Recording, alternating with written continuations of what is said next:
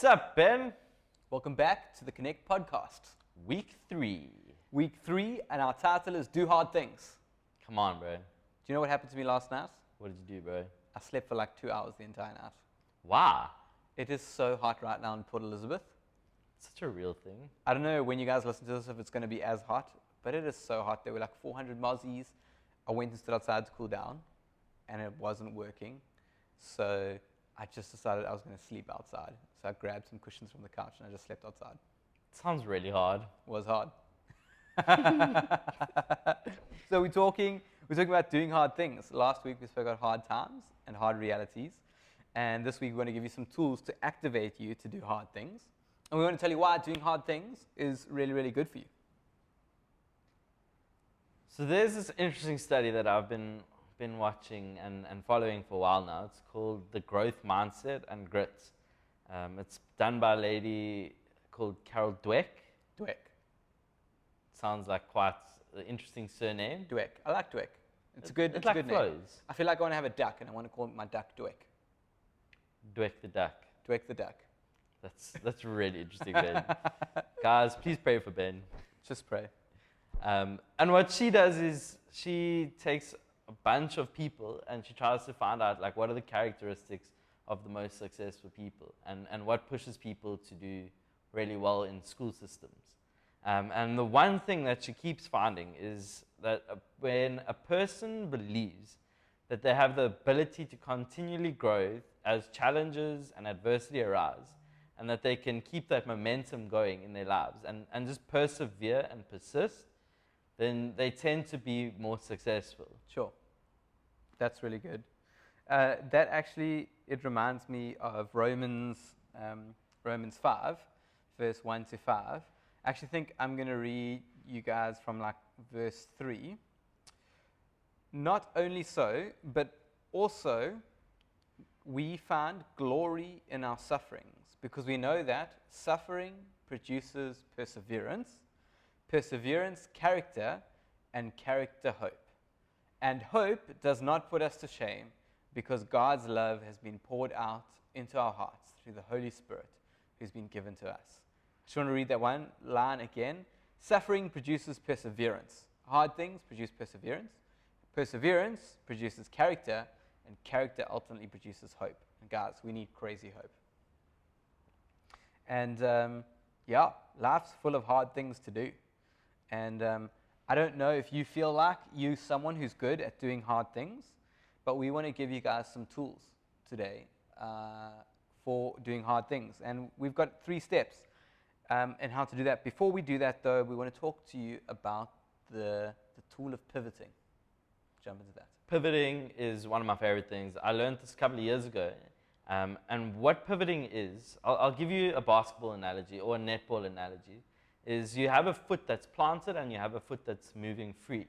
And so when you catch the ball, you have to plant your foot and try and move, because if you move, then it's a foul. And so it can often feel like that in our lives when we're in hard situations, where we planted right where we are. Pivoting is not about where we want to be or where we think we should be or where we're not.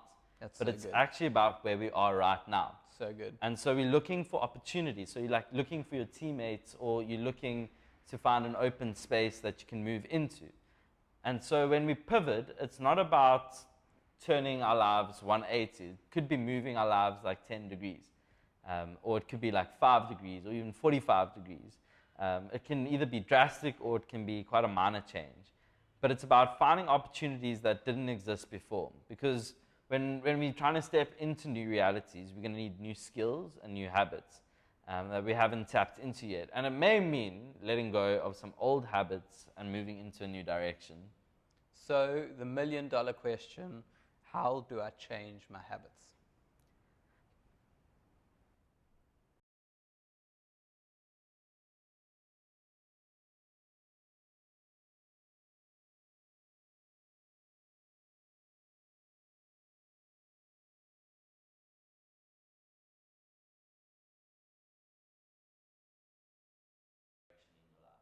So how do I change old habits? So this is the beautiful thing. This is point number 1. Point number 1 is change, okay? So we're speaking about this idea of changing. If you want to change your life, change your feelings. If you want to change your feelings, change your thoughts. If you want to change your thoughts, you have to change the way you talk about yourself. That's really good. And we covered this last week when we said, speak to yourself kindly. Be kinder to yourself. Yeah. Yeah, that's really good. I think another really key thing is who are we hanging out with? Yeah. Because if we're trying to change, but our environment is staying exactly the same, it's really hard to change. So by changing our environments, we can cause change in ourselves. So if I have friends that are speaking badly about me or with me or are taking me places that I don't want to go, I actually need to change those friends. And I think it's Oprah Winfrey originally coined this quote.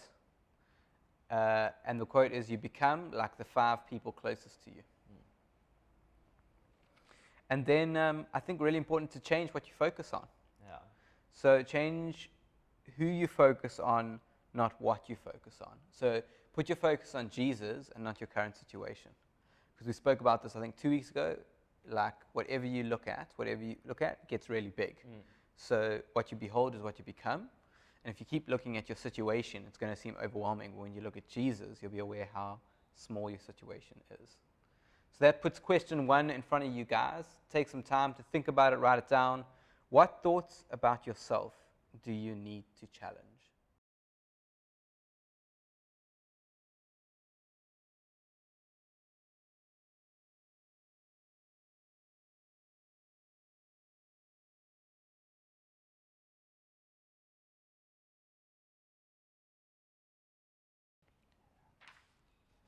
So we first spoke about change. The next thing we want to talk about is adapt. And we really wish it was Bear Grylls, because Bear Grylls says, improvise, adapt, overcome. Improvise, adapt, overcome. We change, adapt, overcome. So adapt is this. We have this weird thing as humans. Humans do this all around the world. It's actually quite a strange phenomenon. We pay money to have access to a room filled with heavy things. It is a strange phenomenon. Then we go to that room on a regular or semi-regular basis, and we lift those heavy things, or we push against those heavy things, and then we work up a sweat, and we feel really proud of ourselves because now we've gymmed. It is mental.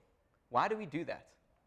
Just to push ourselves, to challenge ourselves. Because we know that when you push your body and you challenge yourself to lift heavy things, your body begins to adapt and adapt change. Now, humans pay that money all across the world. Crazy phenomenon. But the moment something in our life is hard or heavy, we all feel like we have permission to complain. We're like, oh, this maths is so hard, or oh, this challenge is impossible. But we're still paying a gym membership every month for a room to have access to heavy weights. Yeah. But actually, so much of life is all about being in the gym.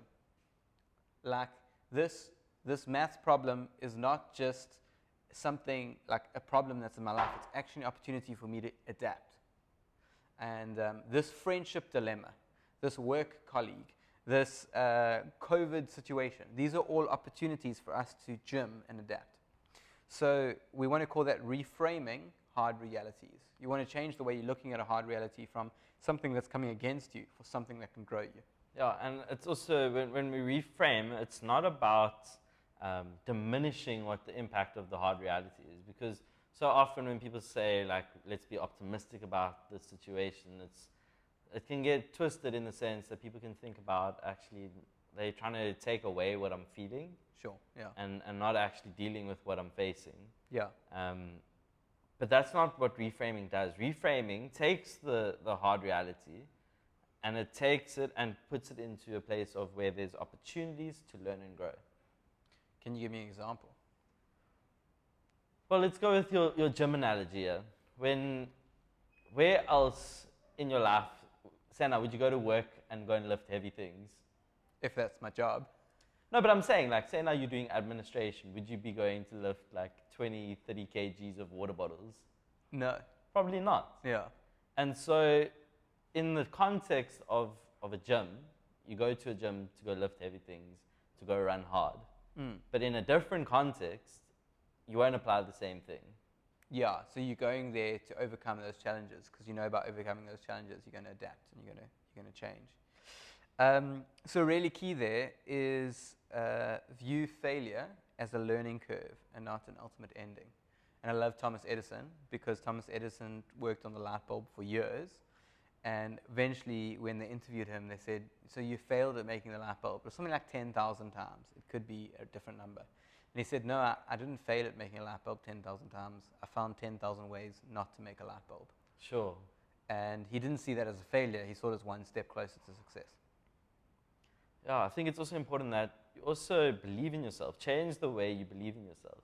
Because at the end of the day, it's you against the world with Jesus. And so if you're not taking care of how you view yourself, like chances are you're going to view the world in quite a bad light. Yeah. And it's going to feel quite overwhelming.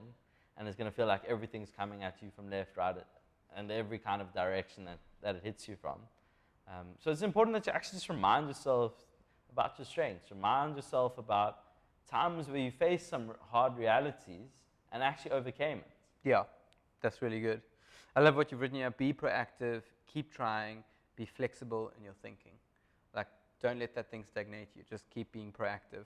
And then a really big key there is spend time with Jesus and make him the center of it all. Because ultimately, like, it's our faith in Jesus, Romans 5. If you think about the story of Paul, the oak was shipwrecked, the oak was stoned multiple times, like he was blinded at one point, like so many things came against him. But he is saying actually through faith in Jesus Christ, like there's power to overcome. And that perseverance produces character, and that character produces hope. So really good. So, group questions. I want you guys to discuss. You can write them down, write down your answers, chat about them in your group. What have you learned about yourself in this last year? What have you learned about yourself, bro? What have I learned about myself? I've learned that I hate structure, but structure is really important for me. Sure. Because in COVID, all my structure was taken away. And it was really tough for me to figure out how in a structured environment to spend time with Jesus. And I've decided to build in a structure that's going to hold that, no matter what happens, I have a structure that holds that. Because I don't like structure, but it's really good for me. So, ask yourself that question. What have you learned about yourself this last year? And then 2, we want you to tell your group about a time that things weren't going well, things were hard, but you kept on persevering, you kept on going, and you saw yourself grow. And maybe that story will give them courage to do the same next time. So we're going to give you some space to do that.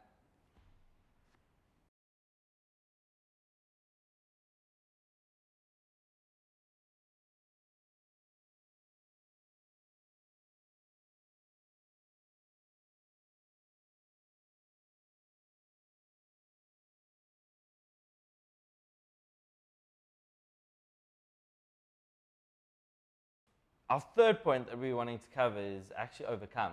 So we're following the Bear Grylls meme, and we're going change, adapt, overcome. Change, adapt, overcome. Come on. One of the keys I've always found when we're trying to overcome something is, and we spoke about it in week 1, was find yourself in community. Yeah. Get around people who be united and unified with you. Because what they'll do is they'll come together. It's like when you use egg to bake things. You sounded so affectionate when you said egg. It's like you had this beautiful relationship with egg. Oh, so good.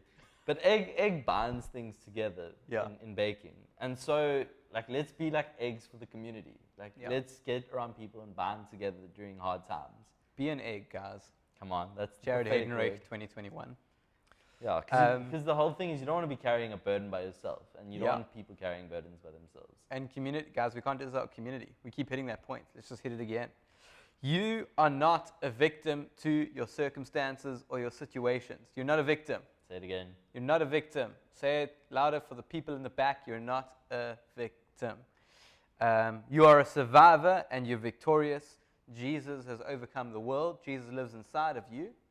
And the situations around you, you're not a victim, but you're an overcomer. Yeah, and then we bring it back to that passage we read at the beginning.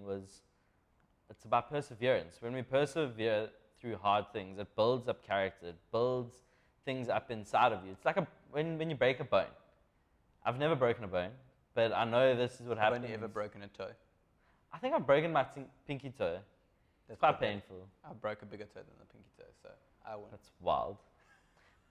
But there's this interesting thing in the UFC is that some fighters will actually go and kick palm trees so that they can get like micro fractures on their shins so they can kick harder.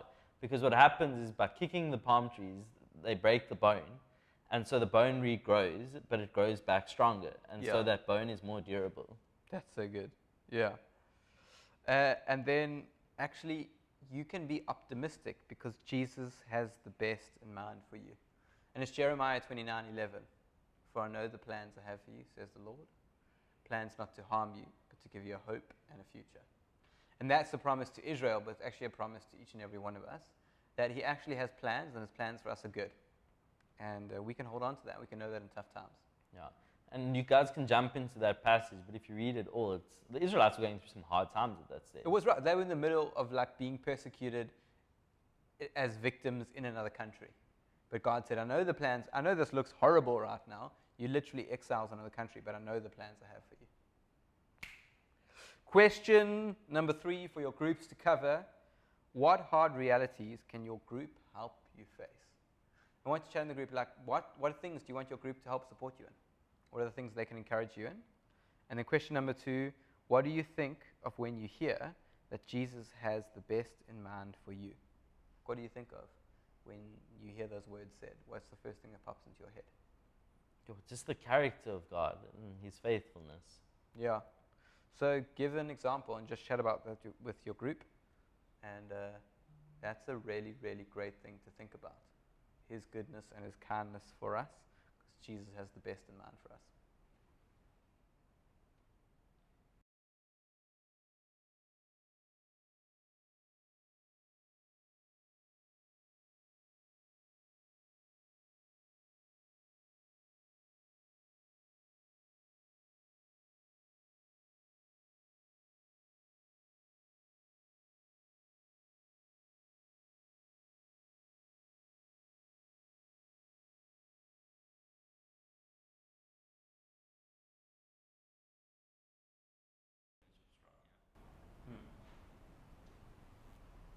So we're hoping that this podcast is giving you guys tools and encouragement to stay close to Jesus and face the hard things.